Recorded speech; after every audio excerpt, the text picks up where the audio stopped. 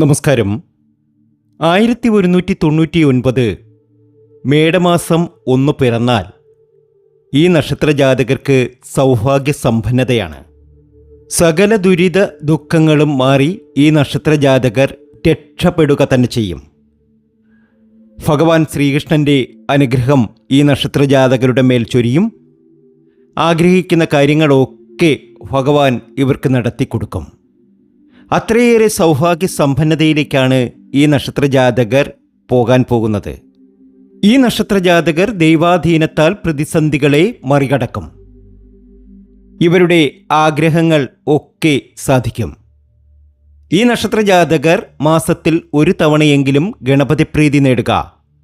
ഭഗവാൻ വിനായകൻ്റെ അനുഗ്രഹം കൂടാതെ ഒരു കാര്യവും വിജയത്തിലെത്തില്ല. ജാതകപ്രകാരവും ചാരവശാലും ഏറ്റവും ഭാഗ്യപ്രദവും അനുകൂലവുമായ സമയമാണെങ്കിൽ പോലും ഗണപതി പ്രീതി ഇല്ല എങ്കിൽ ഒന്നും ശുഭകരമായി ഭവിക്കില്ല എന്നതാണ് അതിൻ്റെ അനുഭവം. എല്ലാ ദുഃഖങ്ങളും മാറുന്നു, എല്ലാ ദുരിതങ്ങളും അവസാനിക്കുന്നു. ഒരുപാട് നേട്ടത്തിലേക്കും ഭാഗ്യത്തിലേക്കും ഇവർ എത്തിച്ചേരുന്നു. കഴിഞ്ഞ കുറേ നാളുകളായി അനുഭവിച്ച ദുഃഖങ്ങൾക്കും ദുരിതങ്ങൾക്കും സങ്കടങ്ങൾക്കുമൊക്കെ വിട നൽകി ഇനി ഇവർ രക്ഷപ്പെടുക തന്നെ ചെയ്യും. ഇവരെ സംബന്ധിച്ച് ഈ ഒരു കാലഘട്ടം വളരെ അനുകൂലമാണ്. ജീവിതത്തിലെ എല്ലാ പ്രതിസന്ധികളെയും തരണം ചെയ്യാൻ ഇവർക്ക് സാധ്യമാകും.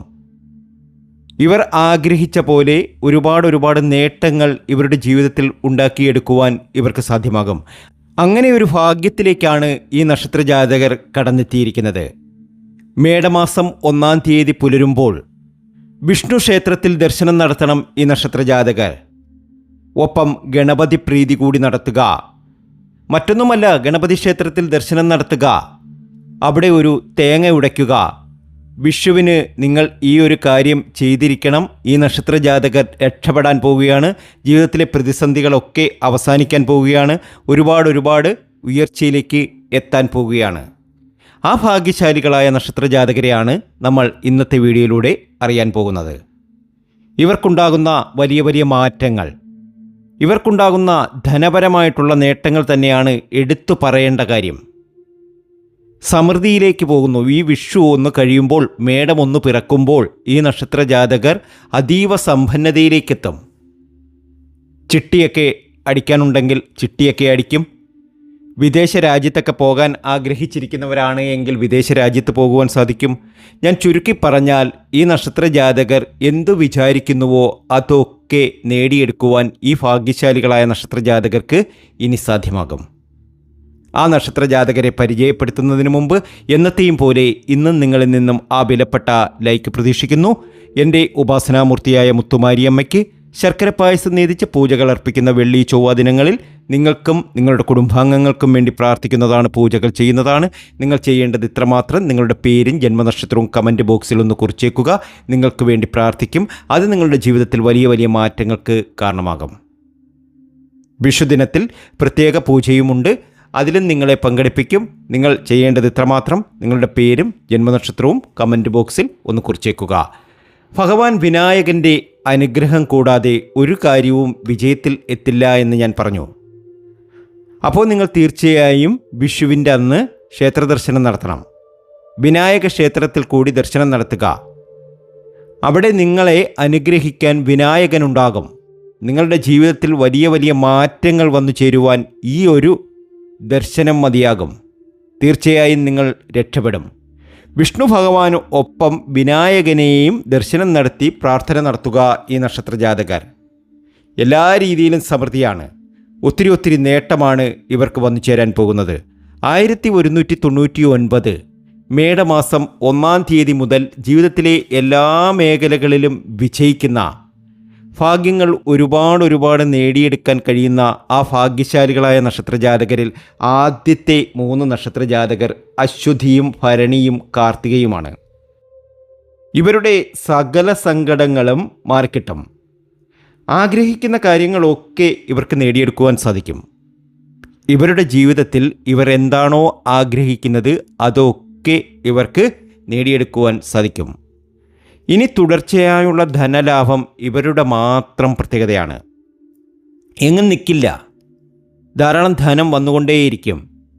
പ്രതിസന്ധികളെ വളരെ പെട്ടെന്ന് തരണം ചെയ്യുവാൻ ഇവർക്ക് കഴിയും.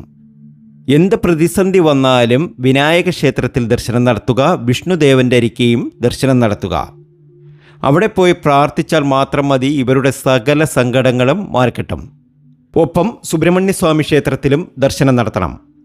സുബ്രഹ്മണ്യസ്വാമി ക്ഷേത്രത്തിൽ ദർശനം നടത്തി പഞ്ചാമൃതം നടത്തി പ്രാർത്ഥിക്കുക.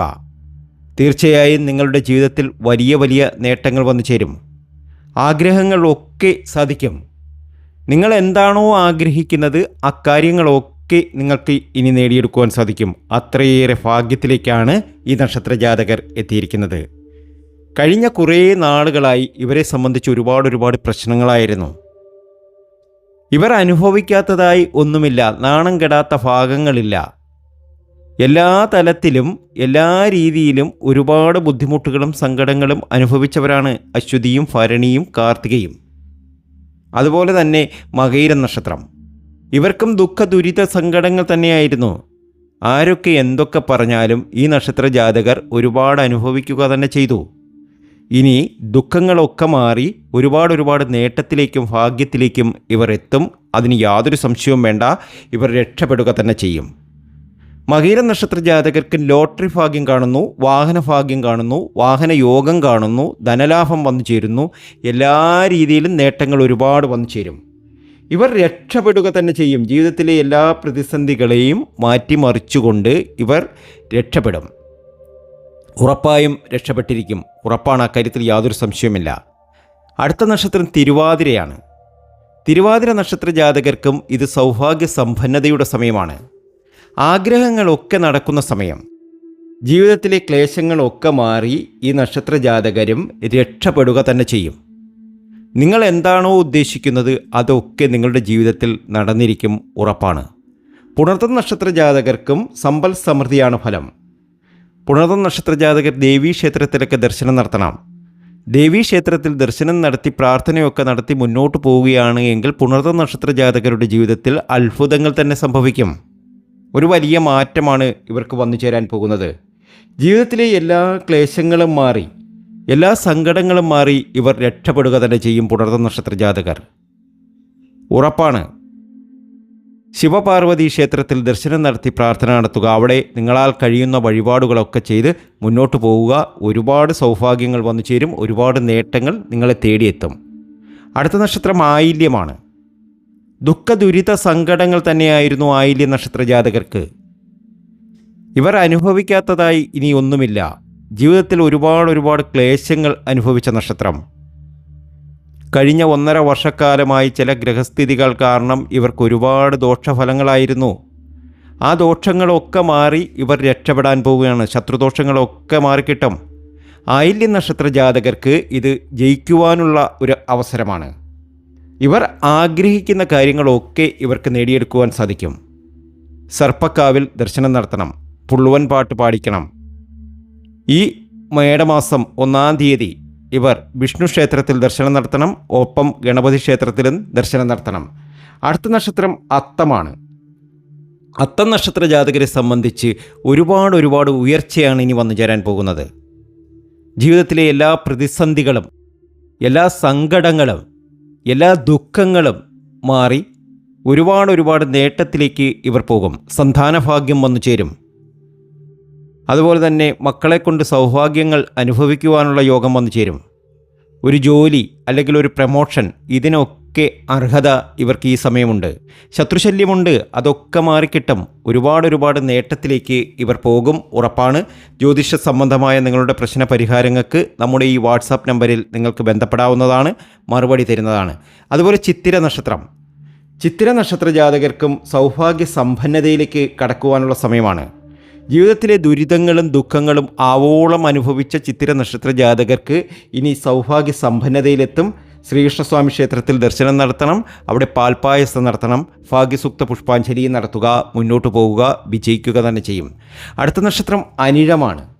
ഒരുപാട് ദുരിത ദുഃഖ സങ്കടങ്ങളിലൂടെയാണ് ഇവർ കടന്നു പോയിക്കൊണ്ടിരുന്നത്. ഇനി ഇവരെ സംബന്ധിച്ച് ഒരുപാട് നേട്ടങ്ങൾ വന്നു ചേരും. 1199 മേടമാസം 1-ാം തീയതി മുതൽ ഈ നക്ഷത്ര ജാതകർക്ക് സൗഭാഗ്യ സമ്പന്നതയിലെത്തുവാനുള്ള യോഗമുണ്ടാവും.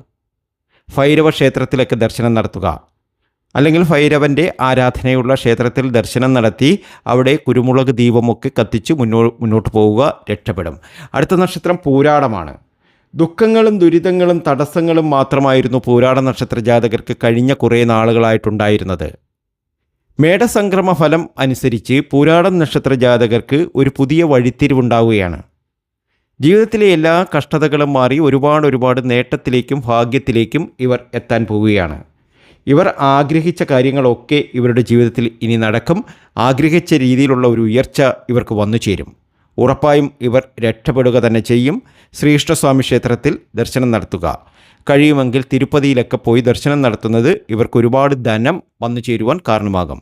അതായത് ഇവരുടെ ധനസ്ഥിതി വർദ്ധിക്കേണ്ട സമയമാണ്. ബിസിനസ്സൊക്കെ വളരെ വലിയ രീതിയിൽ എത്തേണ്ട സമയമാണ്. അടുത്ത നക്ഷത്രം അവിട്ടമാണ്. ദുഃഖങ്ങളും ദുരിതങ്ങളും സങ്കടങ്ങളും മാത്രമായിരുന്നു അവിട്ടം നക്ഷത്ര ജാതകരെ സംബന്ധിച്ച് ഉണ്ടായിരുന്നത്. മക്കളെ ഓർത്ത് ഒരുപാട് പ്രയാസങ്ങളുണ്ട്, ഒരുപാട് സങ്കടങ്ങളുണ്ട്. കുടുംബത്തെക്കുറിച്ച് ഓർത്ത് ഒരുപാട് സങ്കടങ്ങളുണ്ട്. ആ പ്രശ്നങ്ങളൊക്കെ മാറിക്കിട്ടും. നിങ്ങൾ ആഗ്രഹിക്കുന്ന കാര്യങ്ങൾ അതെന്ത് തന്നെയാണെങ്കിലും നിങ്ങൾക്കത് നടന്നു കിട്ടും. അതിനുവേണ്ടി നിങ്ങൾ കഠിന പ്രയത്നങ്ങൾ ചെയ്യുന്നുണ്ട്, പല കാര്യങ്ങളും മറച്ചു വയ്ക്കുന്നുണ്ട്. നിങ്ങൾ ആഗ്രഹിച്ച കാര്യങ്ങളൊക്കെ നിങ്ങളുടെ ജീവിതത്തിൽ നടന്നു കിട്ടും. ഉറപ്പാണ്, ഭാഗ്യമാണ്, ഉയർച്ചയാണ്. അടുത്ത നക്ഷത്രം ചതയമാണ്. ചതയ നക്ഷത്ര ജാതകർക്കും ഭാഗ്യം ഒരുപാട് വന്നു ചേരുന്ന സമയമാണ്. ജീവിതത്തിലെ എല്ലാ ക്ലേശങ്ങളും അവസാനിച്ച് ഒരുപാട് നേട്ടത്തിലേക്കും ഭാഗ്യത്തിലേക്കും ചതയ നക്ഷത്ര ജാതകരെത്തും. കഷ്ടതകൾ ഒക്കെ അവസാനിച്ചു. ധാരാളം ധനം വന്നു ചേരുന്ന സമയമാണ്. വിസ്മയപ്പെടുത്തുന്ന രീതിയിലുള്ള പല നല്ല അനുഭവങ്ങളും നിങ്ങളുടെ ജീവിതത്തിൽ ഇനി വന്നു ചേരും. നിങ്ങൾ ആഗ്രഹിച്ചതും കൊതിച്ചതുമായ കാര്യങ്ങളൊക്കെ നിങ്ങൾക്ക് നേടിയെടുക്കുവാൻ സാധിക്കും. അടുത്തത് പൂരുരുട്ടാതി നക്ഷത്രമാണ്. ദുഃഖമായിരുന്നു, ദുരിതമായിരുന്നു, സങ്കടമായിരുന്നു. ഈ ദുഃഖവും ദുരിതവും സങ്കടങ്ങളും ഒക്കെ മാറി പൂരുരുട്ടാതി നക്ഷത്ര ജാതകർ ഇനി ഭാഗ്യത്തിലേക്ക് കടക്കുന്ന സമയമാണ്. ജീവിതത്തിലെ എല്ലാ ദോഷങ്ങളും അവസാനിക്കുകയും ഒത്തിരി നേട്ടങ്ങൾ ഇവർക്ക് വന്നു ചേരുകയും ചെയ്യും. കൊതിക്കുന്ന കാര്യങ്ങളൊക്കെ ഇവർ നേടിയെടുക്കുക തന്നെ ചെയ്യും. ഇനി ഇവരെ സംബന്ധിച്ച് ധന അഭിവൃദ്ധിയുടെ സമയമാണ്. അതുപോലെ തന്നെ ഒരുപാട് സൗഭാഗ്യങ്ങൾ. ഇപ്പോൾ വിദേശ രാജ്യത്തൊക്കെ പോകാൻ ആഗ്രഹിച്ചിരിക്കുന്ന പൂരുരുട്ടാതി നക്ഷത്ര ജാതകർക്ക് അത് സാധിക്കുന്ന സമയമാണ്. അതുപോലെ തന്നെ ഗൾഫിലൊക്കെ ബിസിനസ്സൊക്കെ തുടങ്ങാൻ ആഗ്രഹിക്കുന്ന പൂരുരുട്ടാതി നക്ഷത്ര ജാതകർക്ക് അത് നല്ല രീതിയിൽ ആരംഭിക്കുവാനും അതിൽ നല്ല വിജയം കണ്ടെത്തുവാനും സാധിക്കും. അതുപോലെ ചെറിയ ബിസിനസ്സുകളൊക്കെ ആഗ്രഹിക്കുന്നുണ്ട് പൂരുരുട്ടാതി നക്ഷത്ര ജാതകർ. നമ്മുടെ നാട്ടിൽ തന്നെ ഇന്നത് ചെയ്താൽ വിജയിക്കുമോ എന്നൊക്കെയുള്ള ഒരു ആവലാതിയൊക്കെ ഉണ്ട്. ധൈര്യമായിട്ട് ഇറങ്ങിക്കോളൂ, നിങ്ങൾക്ക് ഒരു പ്രശ്നം ഉണ്ടാകില്ല. നിങ്ങളിപ്പോൾ വിചാരിച്ചിരിക്കുന്ന കാര്യങ്ങളൊക്കെ നടന്നു കിട്ടും. നിങ്ങൾക്ക് സമൃദ്ധിയാണ്, സന്തോഷത്തിൻ്റെ നാളുകൾ തന്നെയാണ് വരാനിരിക്കുന്നത്. ഒരുപാട് നേട്ടങ്ങൾ വന്നു ചേരും. അതുപോലെ തന്നെ രേവതി നക്ഷത്ര ജാതകർക്കും 1199 മേടമാസ സംക്രമ ഫലം അനുസരിച്ച് ഒരു കുതിപ്പ് തന്നെയായിരിക്കും. കുതിച്ചുയരും എന്നൊക്കെ കേട്ടിട്ടില്ലേ? ജെറ്റ് പോലെ കുതിച്ചുയരും. ഞാൻ എൻ്റെ ആദ്യ വീഡിയോകളിലൊക്കെ അങ്ങനെയൊക്കെയാണ് പറഞ്ഞിട്ടുള്ളത്. ജെറ്റ് പോലെ കുതിച്ചുയരും. സത്യമായിരുന്നു. ആ നക്ഷത്ര ജാതകർ അന്നൊക്കെ ഒരുപാട് ഉയർച്ചയിലെത്തിയിട്ടുണ്ട്. തീർച്ചയായും രേവതി നക്ഷത്ര ജാതകർക്കും ഒരുപാട് ഭാഗ്യം സിദ്ധിക്കും. ജീവിതത്തിലെ എല്ലാ കഷ്ടതകളും മാറി ഒരുപാട് നേട്ടത്തിലേക്കും ഭാഗ്യത്തിലേക്കും നിങ്ങൾ എത്തും. നിങ്ങൾക്ക് ലോട്ടറിയൊക്കെ ഭാഗ്യം ഉണ്ടാകും. ലോട്ടറിയൊക്കെ എടുക്കുന്നവരാണെങ്കിൽ വലിയ തുകയ്ക്കൊന്നും എടുക്കേണ്ട, ഒരു കുഞ്ഞു തുകയ്ക്കൊക്കെ ഒരു 10-50 രൂപയ്ക്കൊക്കെ വല്ലപ്പോഴും ഒരു ലോട്ടറിയൊക്കെ എടുക്കുന്നത് നിങ്ങൾക്ക് ഭാഗ്യം അനുഭവിക്കുവാൻ, അല്ലെങ്കിൽ ലോട്ടറി അടിച്ച് നല്ലൊരു അനുഭവം അതിലൂടെ വന്നു ചേരാൻ നിങ്ങൾക്ക് നേട്ടമുണ്ടാക്കും. ഭാഗ്യമാണ്. അതുപോലെ ലോട്ടറി എടുക്കാൻ ആരെയും ഞാൻ പ്രേരിപ്പിക്കുന്നില്ല. ഉചിതമായത് തീരുമാനിച്ചെടുക്കേണ്ടത് നിങ്ങൾ തന്നെയാണ്. വഴിപാടുകൾ, ക്ഷേത്രദർശനങ്ങൾ, നാമജപം ഇവയൊക്കെ ചെയ്യുക. നല്ല തുകകൾ വരാനിരിക്കുന്നതേയുള്ളൂ എന്ന് വിശ്വസിക്കുക. കാത്തിരിക്കുക. ഭാഗ്യമാണ് നിങ്ങളെ കാത്തിരിക്കുന്നത്. ഒരുപാട് നേട്ടത്തിലേക്കും ഭാഗ്യത്തിലേക്കും നിങ്ങളെത്തും. അതിന് യാതൊരു സംശയവുമില്ല. നല്ലൊരു വീഡിയോയുമായി വീണ്ടും എത്തും വരെ നന്ദി, നമസ്കാരം.